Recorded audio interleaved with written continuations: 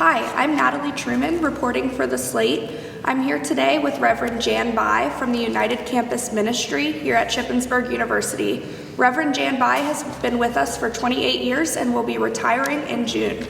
So to get started, Reverend Bai, could you briefly explain your role here at Shippensburg University? It's been a lot of things over the years, but I run programming for United Campus Ministry, which is an ecumenical or a multi-denominational ministry, and Bible study retreats, those kinds of things, with a student organization. And then I also function for the university as the religious life coordinator. So I'm the resource person for any kind of religious perspective. Not that I function for them as a religious leader, but I help connect them to whatever religious denomination or religion they are from or denomination they are. So clearly understand that one size doesn't fit all when it comes to religion. And the university has always had a commitment to help students find spiritual resources, even though they can't provide them directly. And I'm the advocate for that. I also help at the university with crisis and referrals to the counseling center and other resources. I support staff and faculty and students in whatever way I can. Was this what you pictured or planned for as a career? Well, yeah, I guess. Well, maybe not originally. I was an elementary education major in college. But when I graduated, I took a job as Director of Youth and Young Adult Ministry at a large church. And from there, felt called to ministry and went then to seminary. I married a man who wanted to get his PhD from Duquesne University. So I moved from Colorado out this way so he could do his graduate work, and we've stayed. I have to say I didn't ever think that I would be here this long, but it certainly hasn't been a regret. I have loved working here, and I loved working with the whole SHIP community. What is one of your favorite memories, if you had to choose one, of your time here on campus? Probably one of my favorite things about campus ministry was the service learning opportunities that we provided over the years for students. There weren't any when I came, and so United Campus Ministry offered the first alternative spring breaks and then the first international service project. I think our first one was 2003. We traveled to Vietnam to do work there, and it was life-changing for all the students who participated. Those were probably some of the most transformative. We went to Louisiana too, every spring break until the last 2 years because of COVID stuff. And that has been an exceptional thing. When I came here, students from central Pennsylvania, and that's changed quite a bit, didn't go anywhere. I mean, they didn't travel. And I couldn't convince anybody to go out of country at first. So I said, well, how about Louisiana? Because it's as close to being out of the country as you can get. It's just so different culturally and geographically, and not lots of connections there because my husband's from Louisiana. And so we did a lot of service down in there, some hurricane related, some just community service, and it's been a really great experience for students who've been a part of that.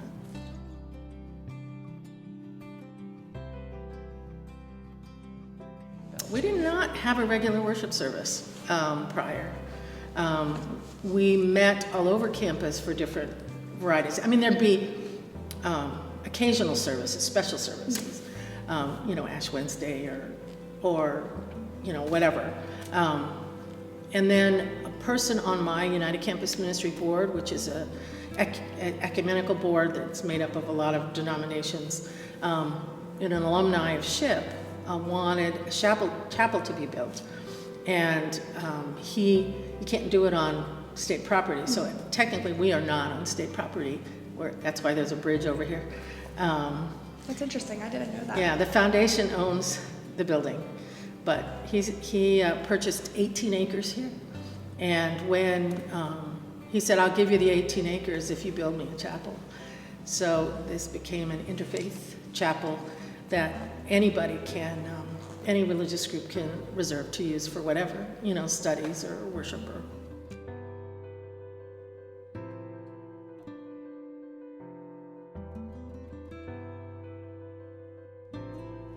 Well, there are a couple things. I'm a progressive in terms of theology, so I believe that God uses all people and that folks who may feel marginalized are all part of the diversity of God's creation. And so I was the only sort of voice for that as an ally for the GLBTQ. But there was a lot of bias, much more than now. There was more bias against women. One of the local folks, professors who was a person in the, who was a faculty advisor for a very conservative Christian group, the first week I was here told me I had to pretend I wasn't ordained because women weren't allowed to be ordained, and if I wanted to function that way. And I said, well, that's not what I believe God called me to do, so I won't be doing that. But so there were some of those things.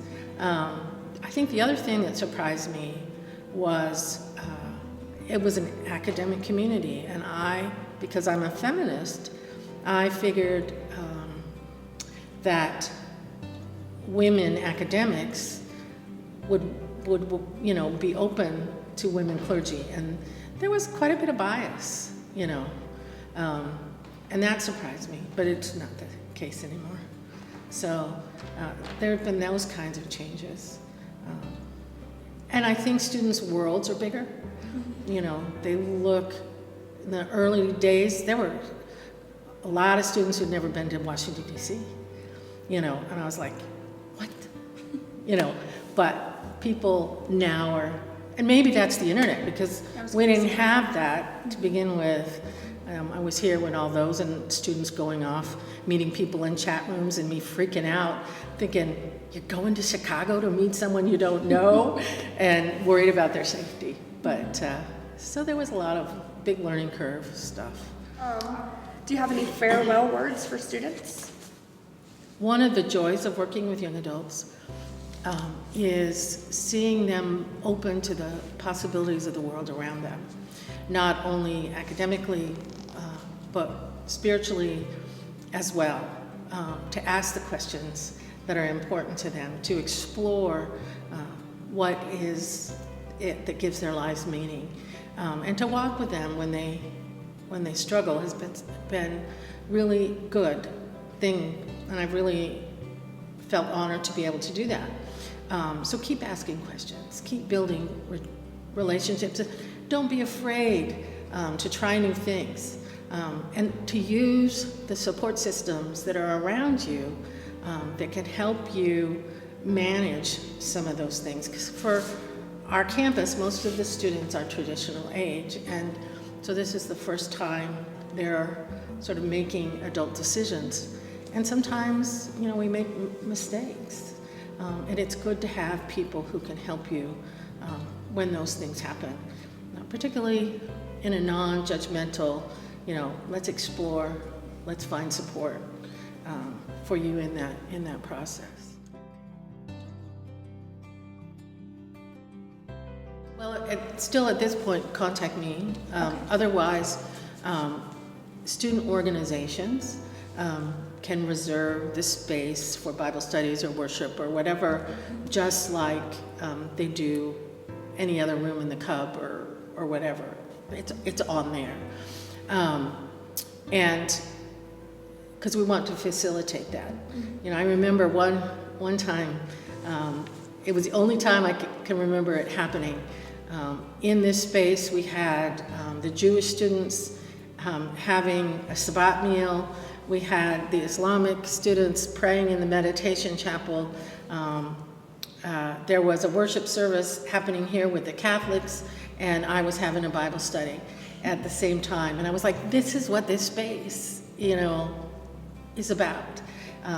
Options for students. We still have folks just come and use the meditation chapel, or come and play the piano, or sit in the lounge area. It's usually a quiet place to study, and it looks different than other buildings, so it feels different than other buildings.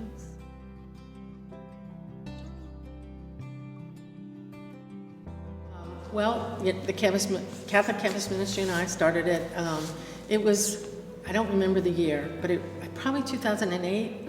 I think that was the time when all the student aid and stuff was pushed back and people were really struggling. So that's when we started. It's open to all students, and we don't ask who they are.